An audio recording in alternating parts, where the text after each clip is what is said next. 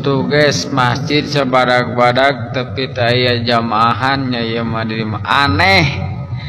Ayeuna geus waktu isya euy ngerek adzan langsung umat langsung salat. Waktu isya tuh selewat tapi jamaahna jamaah mana kosong ngolongpong juragan masjid geus kieu rek kumaha kudu dijual merenannya masjidna. Sedang ramai dan viral di media sosial, ada seseorang yang memberitakan bahwa di satu tempat masjid yang begitu sangat besar tapi sangat sepi dari jemaah. Bahkan kalau misalkan kita lihat ini ditonton sudah 2,6 juta dengan like 37.000, kemudian komentarnya 6.400-an lebih dan dibagikan 1.054. Nah, di sini kita bisa melihat judul yang ditulis oleh beliau, tanda akhir zaman kudu dijual meureun. Kalau misalkan bahasa Indonesianya harus dijual kali, tidak ada yang sholat begitu ya. Nah, sahabat Tasik Ngaji, ini sedang viral di media sosial, kemudian banyak reaksi dari masyarakat terkait masjid yang kosong ini. Nah, ikhwatilah, memang kalau misalkan kita melihat dari pernyataan Bapak ini, ya tidak ada salahnya. Mungkin beliau mengingatkan, mengajak kepada warga masyarakat agar melaksanakan ibadah sholat itu di masjid. Tetapi sayang yang kemudian Bapak ini tampilkan, sebetulnya sahabat Tasik Ngaji, di sini kan beliau menulis yang seperti ini, tanda akhir zaman harus dijual katanya ya. Apakah harus dijual masjid itu? Nah, setelah kita melihat informasi yang ada, ternyata masjid ini tempatnya bukan di tengah-tengah pemukiman warga atau di tempat atau di perkampungan tertentu, tetapi ini di tempat wisata. Nah, kita bisa lihat komenan dari netizen di sini, dari Lili Suryani. Ini masjid di daerah saya. Masjidnya memang itu lokasinya bukan di pemukiman warga. Masjid itu lokasinya di dekat pasar wisata Baru Tunggal. Jadi faktor utamanya karena memang jauh dari warga dan warganya sudah ada masjid jami yang bisa mereka pakai untuk ibadah. Sedangkan masjid ini yang pakai ibadah biasanya pengunjung atau wisatawan. Nah, jadi tidak ada salahnya kemudian Bapak ini memberitahukan kepada masyarakat untuk mengajak sholat atau ngaji di masjid untuk meramaikan masjid, kira-kira seperti itu.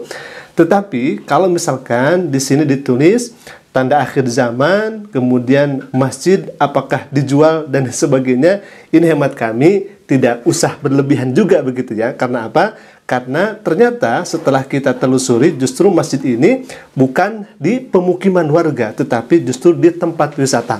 Nah, jadi sekali lagi kita tidak menyalahkan mengajak agar masyarakat itu berjamaah di masjid, meramaikan masjid dan lain sebagainya. Nah, tetapi hemat kami dalam hal ini biasanya kalau misalkan ada pemberitaan-pemberitaan seperti ini, itu suka dipelintir dan di-framing oleh oknum. Bukan oleh Bapak ini, tapi oleh oknum. Biasanya seperti itu, Hafillah. Kadang-kadang seperti ini. Tuh lihat pemberitaannya, sekarang masjid sudah ditinggalkan, masjid sepi, dan lain sebagainya. Dan memang itu terbukti, Hafillah. Yeremia Sumigar, seorang non-muslim, dia memberitakan masjid dijual. Padahal dia tidak mengetahui secara pasti kenapa masjid itu dijual. Ternyata setelah kami telusuri, ada salah satu masjid yang kemudian dijual, itu bukan karena kekurangan jemaat, atau bukan karena tidak ada yang sekarang pergi ke masjid dan sebagainya. Justru yang masuk masjid itu, yang kemudian memakmurkan masjid, itu ramainya luar biasa. Tetapi karena masjid itu dibangun di lahan perorangan, jadi bukan wakaf. Artinya ketika orang ini ingin mengambil alih tanah tersebut, karena belum menjadi wakaf, ya masyarakat di sana mau apa? Karena itu bukan hak warga masyarakat di sana. Sedangkan sekali lagi, hak kepemilikan tanah ini dimiliki oleh seorang perempuan itu yang kemudian ingin dijual tanahnya. Maka dari itu memang di dalam Islam harus secara detail bagaimana kemudian status tanahnya, apakah wakaf dan tidaknya. Kemudian barulah dibangun masjid dan sebagainya. Jangan sampai ketika misalkan dibangun masjid, ini ada yang menggugat. atau ada yang mengambil alih. Itu yang kemudian harus kita waspadai.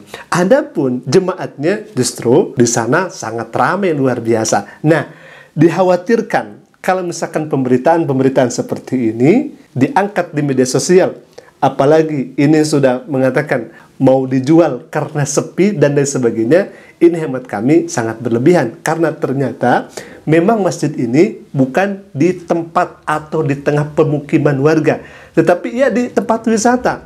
Jadi kalau misalkan di wisata itu kan di hari-hari libur, di hari-hari orang-orang yang kemudian berwisata ke tempat itu, maka masjid tentu bakal ramai karena banyak orang yang sholat, ibadah, dan sebagainya.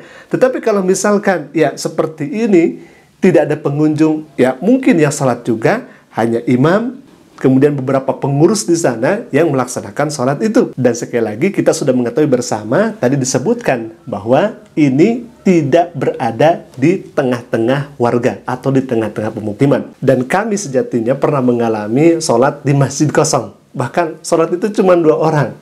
Sholat cuma 2 orang dan masjidnya itu sangat besar luar biasa. Ketika kami sekolah ke salah satu universitas, di mana rumah kami agak jauh jaraknya dari tempat tinggal kami dengan universitas tersebut, kemudian kami berniat untuk bermalam karena di hari esoknya saya harus mengikuti tes masuk ke universitas tersebut. Kemudian setelah kita nginep di sana, melewati malam yang sangat sepi luar biasa, pas keesokan harinya subuh tiba, kami di sana azan. Dan ternyata tidak ada yang hadir, cuman 2 orang saja, ikhwatibillah. Dan kami melaksanakan sholat, padahal masjidnya sangat besar luar biasa. Kenapa ini bisa terjadi? Ya jelas, karena masjid itu dibangun di tengah-tengah universitas, bukan di tengah pemukiman, bukan di tengah warga.